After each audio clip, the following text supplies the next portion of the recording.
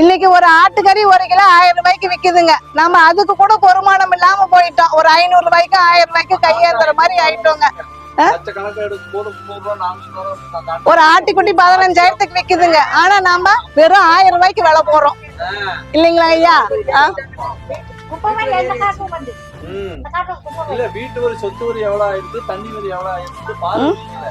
இப்ப இந்த 1ஆம் தேதியில இருந்து சொத்து வரி ஏத்திட்டாங்க. இந்த 10 நாளா சொத்து வரி ஏத்திட்டாங்க. இனிமேட்டு வரி கொண்டு போய் கட்ட போனோம்னா 6% இன்னும் அதிகமா தான் கட்டணுங்க.